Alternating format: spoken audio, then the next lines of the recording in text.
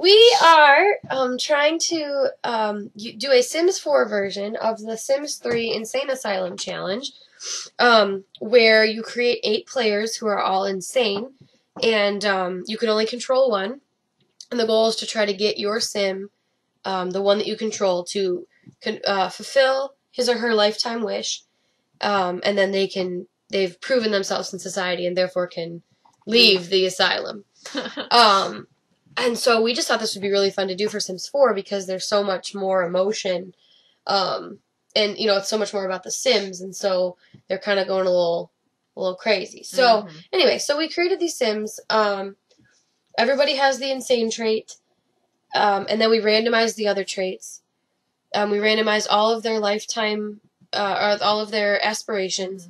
The only one we didn't randomize was ours because we wanted to make sure it was one we could actually attain on like a family or something, which we really couldn't because we were already at 8 people.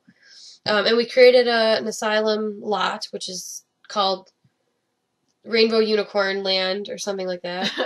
It's very elaborate. It is. And I will put all of the specifics down below. Only a certain number of bed spots and all that. This is all coming from the original Sims 4 or Sims 3 version of this. So I'm not really going to be keeping score or like any of that, but we decided that just try it out and see kind of what happens. So that's what this is. So here we are building our asylum. As you can see, it's quite barren and boring. The goal being that it actually looks like an asylum, and except for the outside because we want it to look fun in Rainbow Unicorn Land. Deceive all outsiders. Yeah, so it's like, come join us, insane people, and then it sucks. So we kept to what Sims 2 had, or Sims 3, sorry, said, the challenge said, and then we have only one bathroom with a toilet, sink, and tub. We could pick either TV or computer. We picked a TV because we figured it was a social thing. Only 5 skill building objects, so that we chose 5 things that only do skill building, whereas like you could technically build your skill with a TV, but we chose to not count that as a skill building object. There can be no fire alarm, only the cheapest stove, 1 fridge, and then 5 bed spots, 6 seats, and only one of them can be nappable. So I'll write this all down below, but so that's kind of what we were going off of. And yeah, so as you can see, it's really a great looking house. There's a lot of open space, so we're kind of excited to see what they decide to do with that. Because, it should be interesting. So we decided to put all their beds in the same room, too, just to change things up. Yeah. So we'll see how it goes. Yeah. Okay. Alright, so here we are. This is our main Sim, the one we're trying to get out of the asylum. This is Elise, and her traits are that she's insane and she's a mean geek, and we decided to make her aspiration to be a Renaissance Sim, because we figured that would be something that she could actually attain, because it's going to be hard for a lot of these Sims to attain their life goals in the asylum. And this is our second Sim. We cannot control her, as with any of the other Sims. The only one we can control is her. And this is Lisbeth. She's probably my favorite. Like all the Sims, she has the insane trait, and she's also an evil loner, and her aspiration is to be a computer whiz. We had a lot of fun with her. She changed appearance a lot. Yeah, so actually everybody is going to have the insane trait, obviously, because they're insane. And then we randomized just about everything about our Sims. We chose their outfits to try to fit their personality, but other than that, we didn't choose their personality. We randomized all their traits, other than the insane one. We randomized all their aspirations.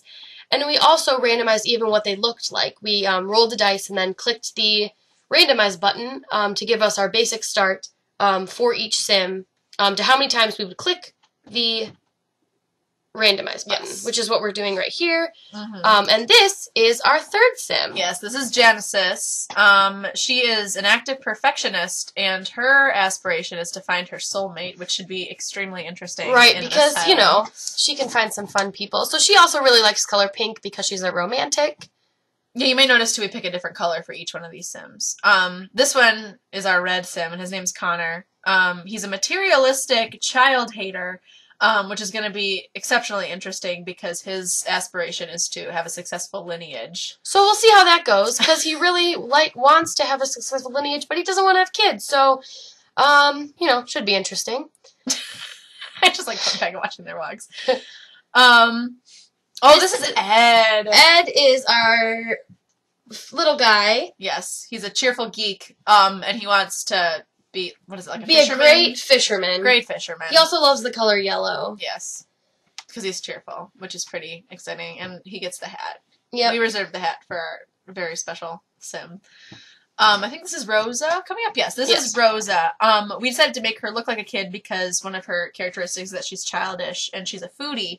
And her aspiration is to become a successful author, which actually she might be able to attain more than almost any of the other Sims in the house. Yes. And she's green, even though you can't really tell. It looks more teal there, but her color is going to be green.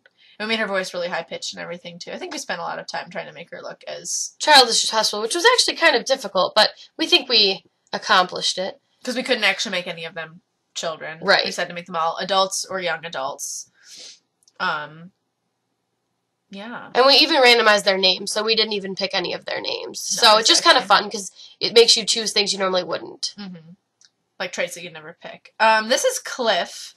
Cliff underwent a lot of changes as well.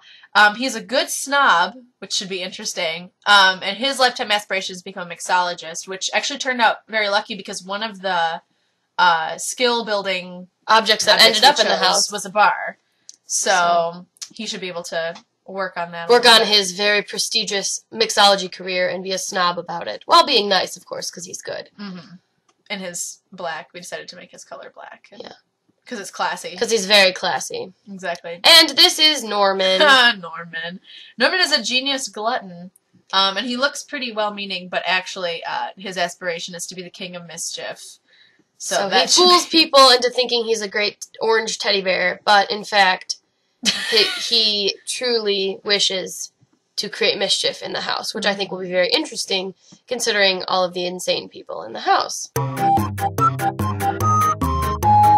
Thanks for watching! I missed it.